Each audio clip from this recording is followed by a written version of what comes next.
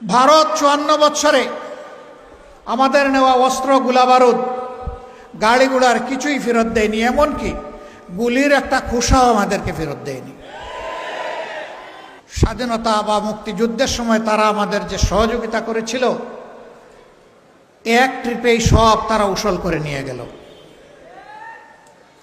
এরপরের ইতিহাস আরো করুন। ছোট্ট এই দেশটি থেকে যুদ্ধ বিধ্বস্ত এই দেশটির খাদ্য গুদাম ও তারা লুটতরাজ শুরু করল। নবম সেক্টরের কমান্ডার ছিলেন মেজর জলিল। যশোরে তখন তিনি দায়িত্ব পালন করছেন। তিনি তার সঙ্গী ফোর্স নিয়ে রাস্তায় শুয়ে গেলেন।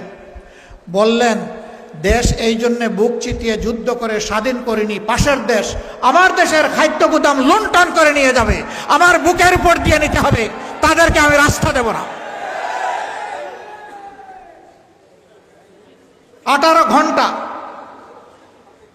তিনি সঙ্গী সেনাবাহিনীকে সাথে নিয়ে এইভাবে রাস্তার উপরেই ছিলেন। নিহতের পরিহাস, তাকে রাস্তা থেকে তুলে এনে জেলবন্দি করা হলো।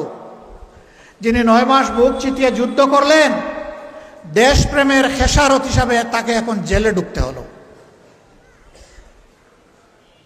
জাতির কপালে এক এক করে এইভাবেই দুর্ভোগ নেমে এসেছিল।